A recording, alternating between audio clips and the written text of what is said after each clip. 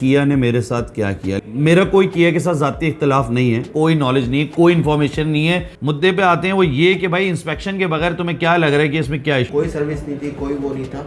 और जो इंस्पेक्शन कर रहे थे वो बहुत छोटे बच्चे थे जो अनएक्सपीरियंस थे। मतलब सिर्फ सुन के मुझे काफ़ी शौक हुआ है। मैंने सऊदी अरब में किया को बहुत अच्छे लेवल पे यूज़ किया है, वहाँ जैसा किया है यहाँ पे भी वही चीज़ होगी। और मैं बहुत ज़्यादा इसकी ब्रांडिंग भी करता था दोस्तों को बैठ के। अस्सलाम वालेकुम viewers, welcome to ZMJ marketing channel. अच्छा वीडियो लेके आया हूँ मैं, किया ने मेरे साथ क्या किया। लेकिन सबसे पहले आप लोगों को बहुत बहुत मुबारक कि पाकिस्तान ग्रे लिस्ट से बाहर आ गया। जो हम पे हुक्मरान मुसल्लत किए गए 6 महीने से जो हालात थे उसमें मेरे ख्याल से पहली खुशखबरी हमें मैसर हुई है, तो सोचा कि आप लोगों को मुबारकबाद दे दूँ। अच्छा व्यूअर्स, देखिए मेरा कोई किया के साथ ज़ाती इख्तलाफ नहीं है, बट मैं उनकी एक प्रोडक्ट यूज़ कर रहा हूँ जो कि अभी इस वक्त मार्केट में 72 लाख से 74 लाख रुपए की प्राइस रेंज के अंदर चल रही है, किया स्पोर्टेज। जब आप इतनी महंगी चीज़ लेते हैं तो आप चाहते हैं कि जो आपको सर्विस देने वाले हैं, जिनकी प्रोडक्ट आप यूज़ कर रहे हैं, उनकी आफ्टर सर्विसेज अच्छी हो। अच्छा, वैसे अल्हम्दुलिल्लाह मुझे किया के साथ कोई इश्यूज़ नहीं आए, लेकिन अभी जो मेरे पास रिसेंट एक इशू आया कि मेरी गाड़ी का AC चलते चलते, या मैंने थोड़ी दूर लेके गया क्योंकि अभी इस वक्त टेम्परेचर बहुत हाई चल रहा है कराची में, तो मैं थोड़ी दूर लेके गया तो क्या हुआ कि AC ट्रिप कर रहा था।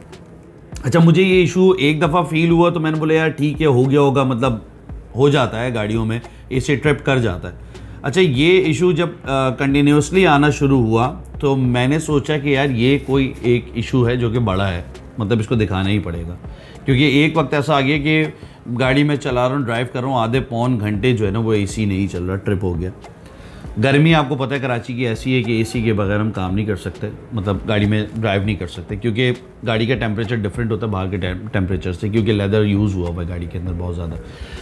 हुआ ये कि मैंने इसको पहले एक अपने जानने वाली मैकेनिक को दिखाया, तो उसको दिखाने के बाद उसने मुझे बताया कि यार जवाब भाई मुझे ये इशू लग रहा है इसके अंदर, ठीक है। उसके बाद हुआ ये कि मुझे सेटिस्फाई नहीं हुआ मैं उसके आंसर से, तो मैंने सोचा क्यों ना मैं किया के पास जाऊं, क्योंकि किया जो सर्विस सेंटर्स हैं उधर जो लोग मौजूद हैं उनके पास एक अच्छी इन्फॉर्मेशन अपने प्रोडक्ट के हवाले से तो होगी ही होगी। मैं जब किया गया तो उन लोगों ने जो है वो सबसे पहले तो एक ऐसा छोटा सा बच्चा आया मेरे पास, मतलब मैं ये बोलता हूँ कि कम से कम आप इतनी बड़ी ब्रांड इधर लेके बैठे तो कम से कम आप जो है वो कोई प्रोफेशनल लोग तो लेके बैठे ना। खैर वो एक बच्चा आया मेरे पास, उसने आके गाड़ी में झांका और देखा, और गैस उसने चेक ऐसे करी कि गैस करके उसने गैस चेक करी, मतलब अपनी उसकी गैस कम लग रही थी, वो गैस चेक करने आया था। मुझे कहने का इस आपकी गाड़ी में गैस कम है, मैंने बोला ठीक है गैस कम है। मैंने कहा लेकिन जिस वक्त भी AC मेरी गाड़ी का चल रहा है तो वर्किंग इसकी 100% है, बहुत अच्छा जो है वो ठंडा कर रहा है। लेकिन जब ट्रिप कर जाता है तो ट्रिप का इशू आ रहा है गाड़ी के अंदर, मुझे और कोई इशू नहीं आ रहा है। कहने का अच्छा आपकी गाड़ी में सर मुझे लगता है आपकी गाड़ी का कंप्रेसर उड़ गया। मैंने बोला भाई एक बात बताओ कि तुम सारी चीज़ें मुझे वो बता रहे हो जो कि पॉसिबल है, मुझे ये बताओ कि इसमें वाकई यही इशू आ रहा है। उसने बोला कि सर आपकी गाड़ी की इंस्पेक्शन होगी। मैंने बोला गाड़ी की इंस्पेक्शन करो, फौरी लो और फौरी करो। 4:30 बज रहे थे, तो कहने लगा नहीं सर आज तो नहीं हो सकती। मैंने बोला भाई आज नहीं हो सकती तो कब हो सकती है? तो कहने लगा सर आपको 1 से 2 दिन लगेंगे। मैंने बोला देखिए 1 से 2 दिन तो नहीं, क्योंकि आप देख सकते हैं बी रोल्स के अंदर कि क्या हाल था जब मैं ट्रैवल करके गया था अपने घर से, मतलब पसीने में शराबोर हुआ था, शीशे खुले हुए थे, गर्मी ज़्यादा थी। मैंने बोला यार मैं इधर पहुंचा हूं आज जिस तरीके से, तो मेरे लिए पॉसिबल नहीं है कि मैं कल दोबारा अभी यहाँ से घर वापस जाऊँ और कल दोबारा वापस आऊँ। मुझे आज ही इस मसले को रिजॉल्व चाहिए, मसला मुझे ख़त्म करवाना है अपनी गाड़ी से, क्योंकि AC चलाना है मुझे। कहने लगा सर मैं तो कुछ नहीं कर सकता, आप हमारे रिप्रेजेंटेटिव के पास आ जाए। मैं वहाँ गया। अच्छा पहले तो उन्होंने मुझे इतनी देर इंतज़ार करवाने के बाद तो इस बच्चे से मिलवाया था, अब ये बच्चा मुझे दोबारा वहाँ ले गया। वहाँ ले आके बोलता सर ये बोल रहे हैं कि आज ही इंस्पेक्शन करें। तो उसने घड़ी देखी, बोला सर आज तो नहीं हो सकती। मैंने बोला मतलब ये है कि 4:30 अभी बज रहे हैं, 6 बजे तुम लोगों की छुट्टी है, तो तुम लोगों ने मतलब काम को वाइंड अप कर दिया। कह रहा नहीं सर रश बहुत लगा हुआ है। मैंने बोला नहीं यार यही बात है। मैंने कहा देखो कम से कम मुझे इंस्पेक्शन करके बता दो। अच्छा वारंटी क्लेम की बात आई थी, उन्होंने बोला वारंटी क्लेम नहीं हो सकती क्योंकि सर्विसेज होनी चाहिए, मेंटेनेंस इधर ही से होनी चाहिए, 6 में से 3 आपने करवाई हुई है, 6 पूरी होनी चाहिए, तो वारंटी क्लेम नहीं हो सकेगी और फला फला, मतलब उन्होंने इस किस्म की बात करी। मैं बोला देखो मुद्दे पे आते हैं वो ये कि भाई इंस्पेक्शन के बगैर तुम्हें क्या लग रहा है कि इसमें क्या इशू है? कहने लगा सर इसका कंप्रेसर ख़त्म है, आपकी गाड़ी का कंप्रेसर चला गया। मैंने बोला ठीक है मान लिया। कंप्रेसर, क्योंकि मैं उसको ये वजह बता चुका था, कंप्रेसर अगर जाएगा तो जिस वक्त भी एसी चल रहा है तो कूलिंग नहीं होगी, मतलब एसी ट्रिप कर रहा है तो इट मीन्स कि कंप्रेसर का इशू नहीं है। ये मैंने एक अज्यूम किया कि कंप्रेसर ख़राब है तो एसी किसी भी वक्त ना चले। तो उसने कहा कि सर कंप्रेसर ख़राब है। मैंने बोला चलो तुम्हारी बात मान ली कि कंप्रेसर ख़राब है, मुझे ये बताओ कि खर्चा क्या आ रहा है। कह रहा सर 1,35,000 रुपये का कंप्रेसर है और जो तमाम चीज़ें और जो होंगी, जो अगर कोई चीज़ ख़राब है वो लगाने के बाद सर आपका 2 से 2.5 लाख रुपए का खर्चा आ रहा है एसी का। मैंने बोला अच्छा ठीक है। मैंने बोला बाहर से कितना आएगा? कहने का सर वो आप खुद समझदार हैं। मैंने बोला चलें, मैं शुएब भाई मेरे साथ थे जो कि अभी आपको बताएंगे भी क्या ऐसी चीज़ ख़राब थी उसके अंदर और क्या फिर हमारा बाद में क्या हिसाब किताब हुआ, सारी चीज़ें वो आपको बताएंगे। हम चले गए। मैंने बोला शुएब भाई चलो यार चलते हैं। बशीर ऑटोज़ है तारिक रोड पे, मुझे किसी ने रेकमेंड किया था। मैं पहले चाह रहा था लेकिन मैं किया से सेटिस्फाई हूँ, जो कि उनको अपनी प्रोडक्ट के बारे में कोई नॉलेज नहीं है, कोई इन्फॉर्मेशन नहीं है, मतलब ज़ीरो इन्फॉर्मेशन है, ज़ीरो इन्फॉर्मेशन जिसको कहते हैं। मैं गया खैर बशीर ऑटोज़, उस बंदे ने भी गाड़ी सिर्फ देखी है और उसने भी जो इंस्पेक्शन करी है वो सिर्फ आंखों से करी है और इंस्पेक्शन करने के बाद उसने मुझे बताया कि सर आपकी गाड़ी का ना मैग्नेट ख़राब है। हाँ, खर्चा क्या है? कह रहा सर 8,000 रुपये मैग्नेट चेंज होगा इसका। कहाँ 2.5 लाख रुपये और कहाँ 8,000 रुपये। मैंने उसको बोला भाई जल्दी काम करो और मुझे इसको मसले को हल करके दो। उसने मेरे ख्याल से आधा घंटा लिया, मैं वहीं बैठा रहा, आधे घंटे के अंदर मेरा इशू रिजॉल्व हो गया।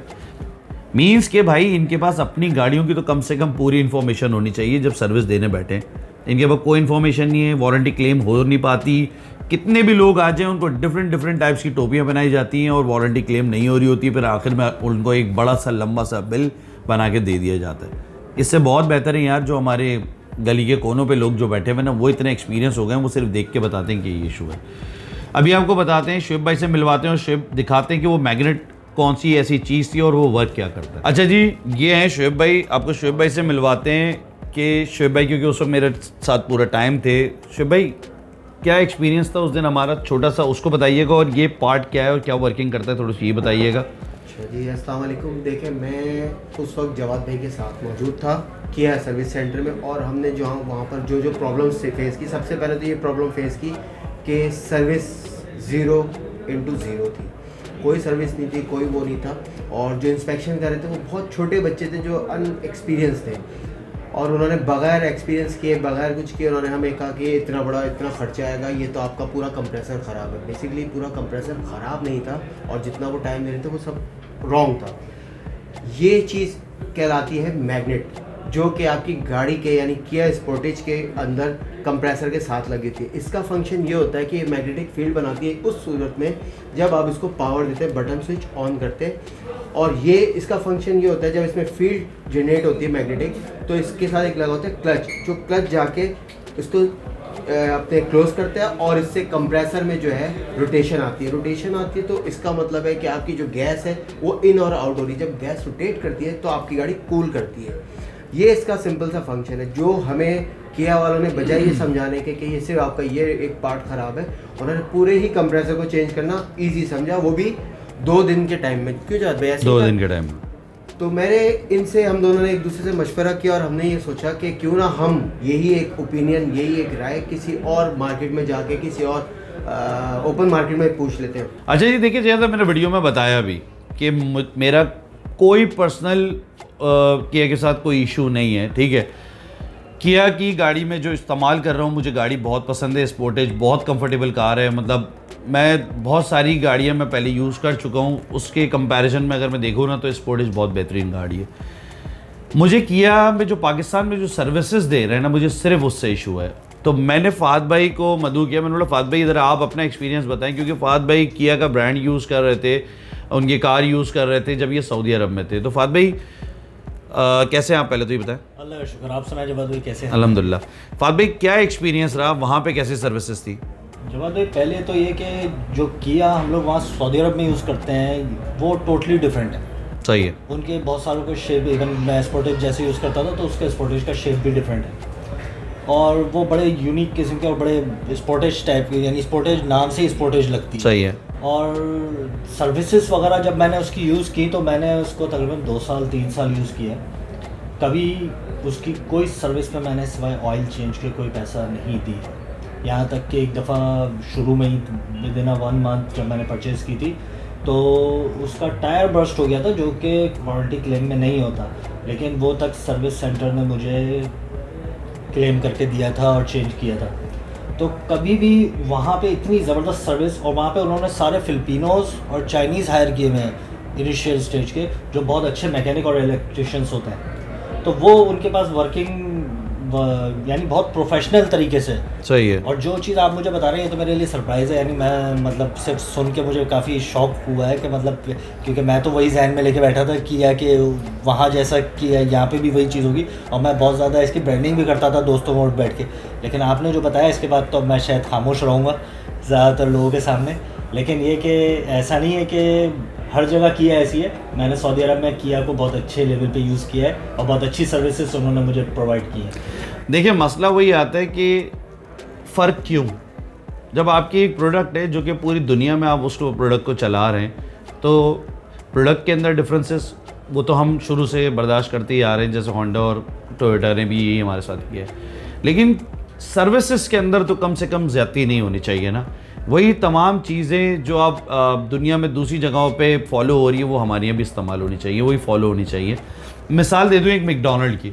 मैकडॉनल्ड जैसा मैंने अगर दुबई में मैकडॉनल्ड खाया है वैसे ही मुझे पाकिस्तान में मिलता है। मतलब आप अगर एक ब्रांड हैं तो उन सब चीज़ों का तो आपने पूरी दुनिया में ख्याल रखना है ना, वरना तो एक जगह से आप जो है वो अपनी मार्केट ख़राब कर सकते हैं। क्योंकि किया ने बहुत एक अच्छी मार्केट इस स्पोर्टेज के थ्रू ही बनाई है, बट सर्विसेज बहुत इंपॉर्टेंट है।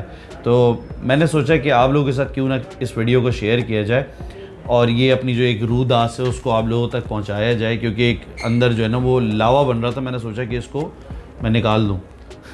तो फिर मिलते हैं नेक्स्ट वीडियो में। अल्लाह।